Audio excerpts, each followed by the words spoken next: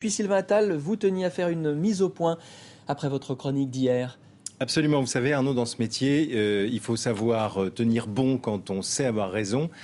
Et il faut aussi savoir reconnaître ses erreurs quand on en a commises. Heureusement, ça arrive moins souvent. Après tout, les journalistes ne sont pas infaillibles et on peut parfois céder à la précipitation ou à la confusion. Eh bien, c'est ce qui m'est arrivé hier, je le dis humblement mais sans difficulté, lorsque j'évoquais dans votre journal ces accusations de viol contre le candidat Tshisekedi ou son entourage dans l'est du pays.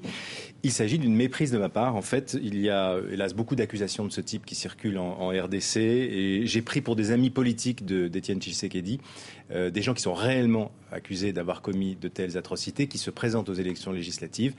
C'était une erreur, c'était tout simplement faux. Alors, il y a eu depuis hier, nous avons reçu à France 24 de très nombreux appels de Congolais, souvent choqués, parfois en colère. C'était le cas aussi sur les réseaux sociaux. Je peux parfaitement les comprendre. Et c'est vrai que je leur dois des excuses, tout comme j'en dois effectivement à M. Tshisekedi.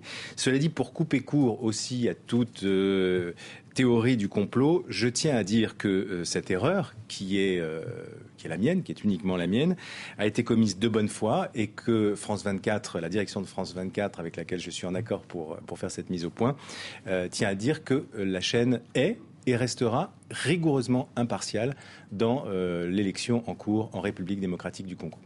Voilà pour cette mise au point de Sylvain Attal.